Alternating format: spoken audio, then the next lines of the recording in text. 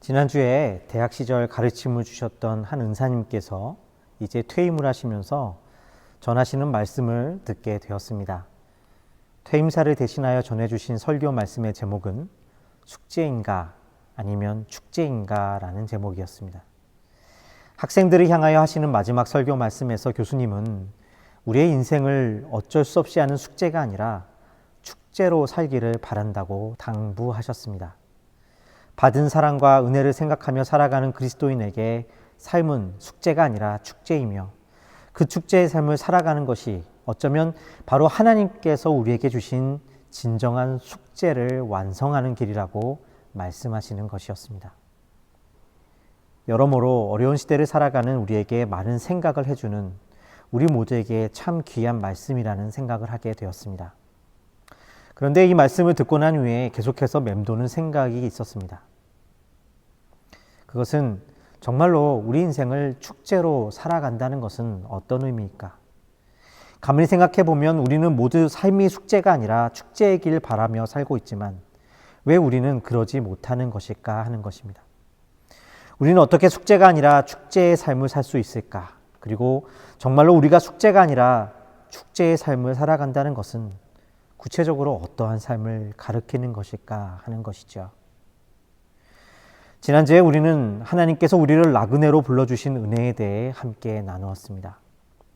베드로는 예수 안에서 우리 모두가 나그네로 부름받았고 지금도 나그네로 살고 있다고 말하고 있습니다.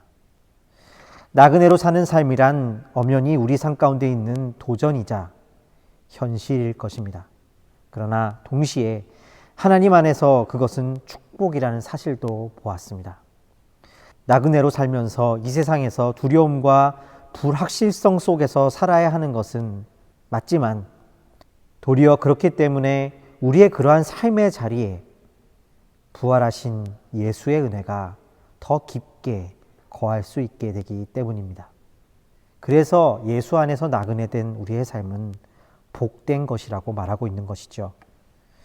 베드로와 같이 우리가 여전히 어리석고 넘어지는 자들이기 때문에 여전히 믿음 없음이 날마다 발견되는 자들이기 때문에 베드로가 그러했듯 부활하신 예수 그리스도의 은혜를 더 깊이 만날 수 있다는 것입니다. 오늘 말씀에서 베드로는 계속해서 그렇다면 이러한 예수 안에서 나그네로 살아가는 자들은 어떠한 구체적인 삶을 살게 되는지, 또한 예수 그리스도의 그러한 은혜를 함께 누리는 삶이란 어떠한 복을 가지고 있는지 이야기하고 있는 것을 보게 됩니다. 베드로전서 1장 13절의 말씀입니다. 그러므로 너희 마음의 허리를 동이고 근신하여 예수 그리스도께서 나타나실 때에 너희에게 가져다 주실 은혜를 온전히 바랄지어다. 베드로는 무엇보다 먼저 마음의 허리를 동이고 근신하라고 이야기합니다. 허리를 동인다, 근신하다. 이러한 표현은 모두 전투를 위해 깨어있는 상태를 말해주는 당시의 표현입니다. 옛날 고대 근동 사람들이 입는 옷은 길게 늘어지는 옷이었기 때문에 싸움을 하기에 적합하지 못했습니다. 그래서 전쟁에 나가기 전에는 옷을 허리에 띠로 묶어야 했던 것이죠. 이스라엘 백성들이 출애굽하기 위해 준비할 때 하나님은 그들에게 허리를 동이라고 명령하신 것도 이와 같은 이치인 것입니다. 베드로 사도는 베드로전서 5장 8절에서부터 9절 말씀에서 이 근신하다라는 의미를 이렇게 다시 한번 확인시켜 주고 있습니다. 근신하라, 깨어라, 너희 대적 마귀가 우는 사자같이 두루다니며 삼킬 자를 찾나니 너희는 믿음을 굳건하게 하여 그를 대적하라. 그러니까 주님은 나그네들이 마귀들과 싸움을 하는 자들이라고 말하고 있는 것입니다. 그렇다면 그러한 싸움은 어떤 모습일까요? 소위 속된 세상과의 싸움이라고 부를 수 있을까요? 세상으로부터 나를 분리하고 종교적이 되거나 고상하게 되는 것을 말하는 것일까요? 물론 그렇게 말할 수도 있을 것입니다. 그러나 베드로는 구체적으로 다음 구절에서 이 싸움의 모습을 더 자세히 그리고 있는 것을 볼 수가 있습니다. 베드로전서 1장 14절에서 16절의 말씀입니다. 너희가 순종하는 자식처럼 전에 알지 못할 때에 따르던 너희 사욕을 본받지 말고 오직 너희를 부르신 거룩한 이처럼 너희도 모든 행실에 거룩한 자가 되라. 기록하였으되 내가 거룩하니 너희도 거룩할지어다 하셨느니라. 베드로는 나그네로서 하나님의 은혜를 경험하는 성도들의 삶은 거룩한 삶으로 이어져야 한다고 이야기합니다. 우리의 욕심을 따라 살아가는 것이 아니라 모든 행실에 거룩한 자가 되어야 한다고 말하고 있는 것이죠. 나그네로 살아가는 우리의 모든 연약함과 부서진 것을 은혜로 품으신 부활하신 예수를 만난 자들은 하나님의 자녀처럼 거룩하게 살아야 한다는 것입니다. 그런데 자세히 이 말씀을 보면 한 가지 이해할 수 없는 말씀이 나오는 것을 보게 됩니다. 바로 우리가 하나님의 거룩하심과 같이 거룩해야 한다는 것입니다. 생각해 보십시오. 우리가 어떻게 하나님처럼 거룩해질 수 있다는 것입니까? 말도 안 되는 이야기 아닙니까? 그런데 어째서 베드로는 그럼에도 불구하고 우리가 하나님처럼 거룩하라고 이야기하고 있는 것일까요? 그것은 바로 하나님께서 말씀하시는 이 거룩하심의 의미가 외적인 모습에 있는 것이 아니라 진실한 사귐과 사랑에 있기 때문입니다. 하나님의 거룩하심의 의미가 겉으로 보이는 도덕적인 종교적인 행위에 있는 것이 아니라 세속적인 것을 벗어나 소위 고상한 사람이 되는 것에 있는 것이 아니라 우리의 내면으로부터 나오는 진실한 사귐과 사랑에 있다는 것입니다. 그래서 오늘 말씀 17절에 베드로는 이러한 거룩함에 대해 다음과 같이 말하고 있는 것을 보게 됩니다. 외모로 보시지 않고 각 사람의 행위대로 심판하시는 이를 너희가 아버지라 부른즉 너희가 나그네로 있을 때를 두려움으로 지내라. 여기서 베드로는 예수 안에 있는 하나님의 은혜에 대하여 그분이 우리를 외모로 보시지 않으신다고 이야기합니다. 이 말은 하나님께서 우리를 어떻게 관계하시는지를 보여주는 말씀입니다. 이 외모를 본다는 것은 당시의 바리새인들과 율법주의적인 삶을 가리킬 때 사용된 단어인 것을 우리는 볼 수가 있습니다. 그러므로 하나님이 우리를 외모로 보시지 않는다는 것은 성경에서 우리가 자랑할 만한 이름과 명예와 힘과 성품이 아니라 자격 없는 자들에게 주시는 선물과 같은 은혜로서 우리와 관계하고 계심을 보여주고 있다는 것입니다. 우리가 외모로 살아간다는 것은 그렇다면 무엇입니까? 그것은 흉내내기라고 할 수 있을 것입니다. 우리가 읽었던 베드로전서 1장 14절의 말씀을 보면 베드로는 이것을 분명하게 이렇게 이야기합니다. 너희가 순종하는 자식처럼 전에 알지 못할 때 따르던 너희 사욕을 본받지 말라고 이야기합니다. 무슨 이야기인가요? 사욕을 따르지 않는 것이 아니라 본받지 말라고 이야기합니다. 흉내내지 말라는 것입니다. 누군가 우리가 보기에 좋은 사람을 흉내내며 그들이 가진 것을 나도 가지는 것으로 나도 그와 같다고 생각하며 살아가는 것을 바로 이와 같이 사욕을 본받는 것이라고 말하고 있는 것입니다. 거룩함을 사는 것이 아니라 거룩함을 흉내내며 사는 것입니다. 세상은 우리에게 끊임없이 이와 같이 흉내내며 살라고 우리에게 말합니다. 마치 야곱이 그의 형 에서를 흉내내기 위하여 그의 몸에 털을 붙였던 것처럼 세상은 나그네로 사는 우리로 하여금 자신의 근원적인 두려움을 알지 못한 채 당장 눈에 보이는 두려움을 제거할 수 있는 것들을 남들처럼 갖춤으로써 살아남으라고 말하고 있다는 것입니다. 때로 그것은 돈이 될 수도 있고 명예가 될 수도 있고 또 종교가 될 수도 있고 때로 사랑과 봉사가 될 수도 있습니다. 그것이 무엇이든 누구처럼 되면 내가 흉내내면 자신이 그와 같이 될 거라고 믿고 안전하게 살아갈 수 있다고 생각하는 것입니다.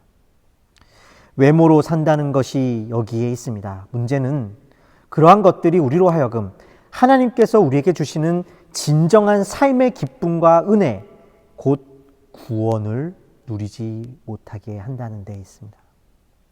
그저 우리 인생에서 내가 해야만 하는 숙제만이 있을 뿐입니다. 그러니 무언가 숙제를 이루지 못한 마음 때문에 다른 것에 눈 돌릴 새가 없습니다. 분주하게 나그네의 삶에서 다른 이와 같이 되고자 외모를 꾸미는 숙제를 쫓다가 정작 인생에 하나님께서 주신 선물과 같은 숙제를 하지 못하게 되는 것입니다. 사실 숙제는 마치는 데 있는 것이 아니라 우리에게 주시는 선물 같은 것임을 알지 못하면서 말이죠. 이것을 다른 말로 하면 소위 율법적인 거룩함입니다. 이러한 율법적인 거룩함은 단지 교회에만 있는 것은 아닙니다. 우리의 모든 삶, 세상 사람들의 모든 삶 속에서 뿌리 깊게 박혀 있는 삶의 모습입니다. 하나님은 우리의 외모가 아니라 그러나 은혜로 하나님의 자녀가 되게 하여 주셨습니다. 자격 없는 자에게 주시는 이 은혜가 우리로 하여금 외모를 흉내내는 것을 멈추게 하고 참된 거룩함으로 이끌어 주는 것입니다. 베드로는 그러한 참된 거룩한 삶을 다음과 같이 이야기해 주고 있습니다. 베드로전서 1장 21절에서 22절의 말씀입니다. 너희는 그를 죽은 자 가운데서 살리시고 영광을 주신 하나님을 그리스도로 말미암아 믿는 자니 너희 믿음과 소망이 하나님께 있게 하셨느니라. 너희가 진리를 순종함으로 너희 영혼을 깨끗하게 하여 거짓이 없이 형제를 사랑하기에 이르렀으니 마음으로 뜨겁게 서로 사랑하라. 예수 그리스도를 죽은 자 가운데서 살리심으로 우리 가운데 부어주신 그 은혜에 우리의 참 소망을 두게 하시는 그 은혜의 삶은 우리로 외모를 좇는 삶을 그치게 합니다. 대신에 거짓이 없이 뜨겁게 형제를 사랑하는 삶으로 이끌어 줍니다. 바로 여기에 성경이 말하는 거룩함이 있는 것입니다. 여기서 중요한 것은 거짓이 없다라는 것과 뜨겁게 사랑한다는 것입니다. 우리가 뜨겁게 사랑하게 된다는 것은 무엇일까요? 이것은 열정적인 사랑을 말하는 것이 아닙니다. 이것은 도리어 차분하지만 내 삶에 형제의 자리를 마련해 주는 사랑을 말합니다. 우리가 살아가는 세상은 외모를 추구하는 세상이라고 했습니다. 외모는 우리가 인정받을 수 있는 것들을 말합니다. 돈, 명예, 지위뿐 아니라 우리를 이 세상에서 가치 있게 만들어준다고 믿는 우리의 종교적이고 도덕적인 것까지도 포함하는 것입니다. 그러한 의미에서 우리는 모두 외모를 추구하는 사람들인지도 모르겠습니다. 다른 말로 하면 자랑하는 자들입니다.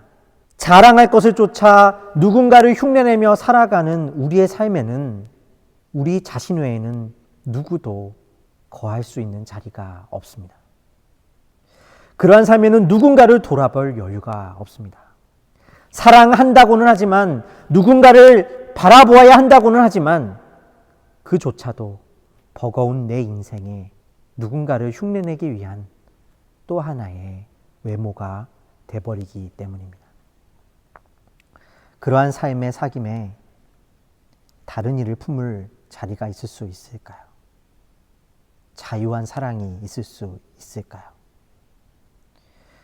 거룩함을 흉내내는 삶과 사귐에는 기쁨이 있을 수 없습니다. 우리 안에 있는 이러한 외모를 추구하는 삶이 예수 그리스도의 은혜 가운데서 다루어지지 않는다면 우리의 삶에는 우리 자신 외에는 누구도 거할 수 없게 되는 것입니다. 보스턴에서 이민 생활을 하면서 저와 여러분은 왜 이러한 뜨거운 사랑을 못한다고 생각하십니까? 버겁기 때문입니다. 우리의 에너지는 누군가를 흉내내며 우리의 외모를 꾸미기에 바쁠 뿐이기 때문입니다. 그런데 그러한 우리 삶에 예수 그리스도의 은혜라고 하는 복음이 여기 있습니다. 하나님이 우리를 외모로 취하지 않으신다고 말씀하고 계십니다. 여러분은 이 말씀 앞에서 어떻게 하시겠습니까? 오늘 말씀에서 베드로는 또한 그 사랑이 거짓이 없다라고 말하고 있습니다. 거짓이 없다는 것은 무엇일까요? 그 사랑이 위선적이지 않다는 것입니다. 아니, 위선적인 나조차도 드러내는 사랑이라는 것입니다. 왜냐하면 부활하신 예수 그리스도 안에서 우리가 가진 조건과 외모를 구원을 얻은 것이 아님을 알게 되면 이 은혜는 우리로 진실하고 거짓 없는 사귐으로 이끌어주기 때문입니다. 우리의 관계에서 좋은 사람, 멋진 사람 흉내내지 않고 진실하게 사귐을 갖는 것입니다. 우리가 잘 보이기 위하여 자존심과 그러한 나의 외모를 통하여 사귐을 갖는 것이 아니라 외모를 쫓아갈 수밖에 없는 우리도 예수 안에서 사랑하여 주시고 품어주신 그 은혜 때문에 깨어진 그대로 흉내내지 않고, 아니 흉내내는 나의 모습조차도 형제 앞에 내어놓는 것입니다. 그 형제가 아니라 하나님이 우리를 구원하셨기 때문입니다. 그러니 진실하게 거짓 없이 형제 앞에 설 수 있는 것입니다. 여기에 성경이 말하는 진정한 구별된 거룩함이 있는 것이죠. 우리는 예수를 통해 우리의 어떠함이 아니라 믿음으로, 우리의 공로가 아니라 은혜로 자격 없는 우리가 하나님의 자녀가 되었다라고 고백합니다. 이 말이 가지는 의미는 단지 우리의 행위를 업신여기시거나 하나님께서 비판하신다는 것이 아니라 하나님께서 우리와 거짓 없는 관계, 사귐을 원하시고 맺으신다는 의미를 가지고 있는 것입니다. 우리의 자랑을 가지고 하나님과 관계하는 위선적인 삶이 아니라 주님은 우리로 하여금 믿음 안에서 진실하게 만나고 계신 것입니다.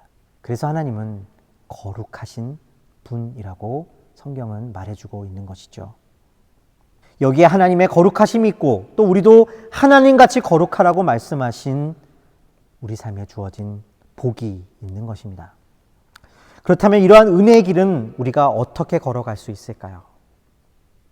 오늘 말씀에서 베드로는 이러한 거룩한 삶의 능력이 어디에서 나온다고 말하고 있는 것일까요? 베드로전서 1장 13절에서 14절의 말씀을 한 번 더 보길 원합니다. 그러므로 너희 마음의 허리를 동이고 근신하여 예수 그리스도께서 나타나실 때에 너희에게 가져다 주실 은혜를 온전히 바랄지어다. 너희가 순종하는 자식처럼 전에 알지 못할 때에 따르던 너희 사역을 본받지 말고, 앞서 우리는 이 마음의 허리를 동이고 근신하는 것이 깨어있는 것이라고 이야기했습니다.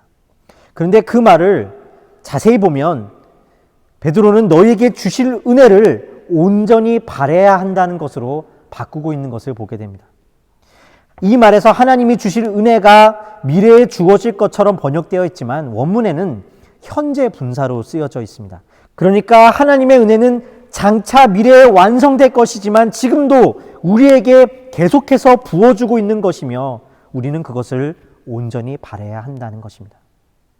자격 없는 자에게 주시는 선물을 주신 그 은혜를 바라보는 것이 바로 우리의 영적인 싸움이라고 말하고 있는 것이죠. 베드로는 이어서 이 은혜를 바라보는 것이 우리가 또한 자녀됨을 이루는 것이라고 말합니다. 자녀됨을 이룬다는 것은 무엇입니까? 바로 우리가 고아가 아니라는 사실을 기억하는 것입니다. 나그네 삶에서 아무것도 의지할 곳이 없기 때문에 우리가 고아처럼 사는 것이 어쩌면 당연한 모습일지도 모르겠습니다. 그렇다면 고아처럼 사는 모습은 구체적으로 어떠한 삶의 모습일까요? 고아원에 방문해 보면 무엇보다 가슴 아픈 것은 말을 안 듣는 삐뚤어진 아이들 때문이 아니라 오히려 말을 너무나 잘 듣거나 잠시 방문한 손님들에게 관심을 받기 위해 더욱 예쁜 모습을 보여주려고 하는 아이들의 모습입니다.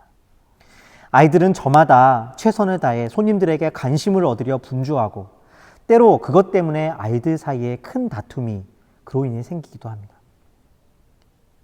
이런 아이들 안에 있는 상처는 이후에 새로운 가정을 만나 입양이 되더라도 쉽게 치유되기는 어려울 것이라고 말합니다. 자녀가 되기보다 자녀를 흉내내는 것에 가깝기 때문입니다.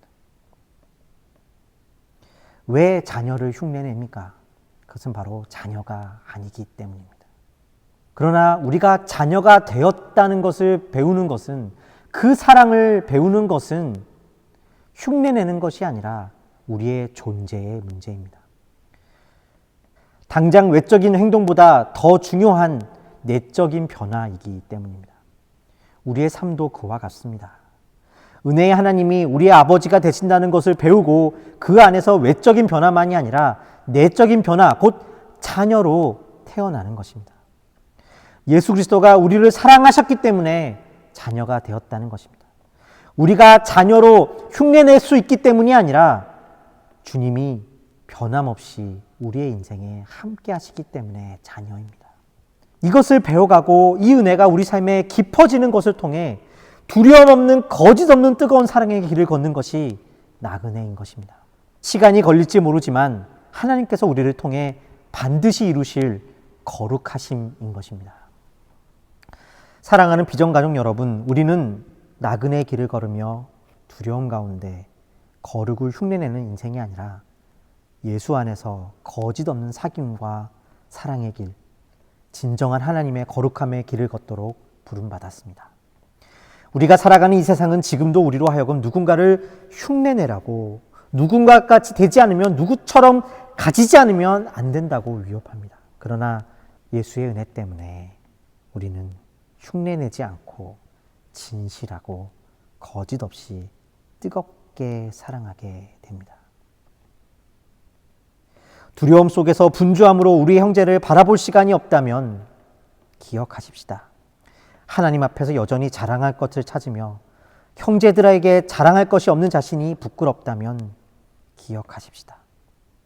정말로 그 흉내냄이 그로 인한 교제와 우리 삶에 만들어지는 관계들이 우리에게 정말 영원한 기쁨을 남길 수 있습니까? 베드로 사도는 우리에게 다음과 같이 이야기합니다. 그러므로 모든 육체는 풀과 같고 그 모든 영광은 풀의 꽃과 같으니 풀은 마르고 꽃은 떨어지되 오직 주의 말씀은 세세토록 있도다 하였으니 너희에게 전한 복음이 곧 이 말씀이니라. 하나님의 말씀은 영원합니다. 그 말씀이 영원한 이유는 그 말씀으로 말미암아 우리 삶에 거짓 없는 사랑의 사귐이 남게 되기 때문입니다. 노년이 되어서 우리 삶을 돌아보았을 때 결국 무엇이 남게 될 것을 바라고 계십니까? 무엇이 영원함으로 남게 되고 우리의 삶을 진정 복되게 할 수 있다 믿으십니까? 오직 하나님의 자녀로 거짓 없는 사랑과 사귐의 길을 걸어갈 때 그것이 우리 삶을 복되게 하고 영원한 것으로 남게 될 것입니다. 왜냐하면 그로 인해서 우리 삶에 또한 그와 같은 진실한 사귐의 사람들과 관계들이 남게 될 것이기 때문입니다. 여기에 나그네로 살아가는 우리 삶에 진정한 복이 있습니다. 그래서 예수 그리스도의 은혜는 우리로 축제의 삶을 살게 해줄 수 있는 것입니다. 영원한 말씀 안에서 곧 사라져버릴 외모를 쫓는 것이 아니라 뜨거운 사랑, 거짓 없는 사랑의 길을 걸음으로 또 그와 같은 자들과 사귐의 복을 누리는 나그네가 되시는 저와 여러분이 되시기를 주님의 이름으로 축원드립니다. 함께 기도하시겠습니다. 고맙고 감사하신 아버지 하나님, 오늘 저희에게 이 나그네의 삶의 진정한 거룩함이 무엇인지를 가르쳐 주셔서 감사를 드립니다. 예수 안에서 우리가 자유한 사랑을 하고 또한 거짓 없는 사랑을 하며 나밖에 있을 수 없는 내 삶의 자리에 누군가의 자리를 내어줄 수 있는 인생으로 만들어 가시는 그 은혜를 찬양하고 기뻐합니다. 주님, 나그네로 살아가는 삶에서 우리로 하여금 이 은혜를 누리게 하시고 사귀게 하시고 영원한 기쁨을 누리게 하여 주시옵소서. 감사 찬양을 드렸고 우리 주 예수 그리스도 이름으로 기도드렸습니다. 아멘.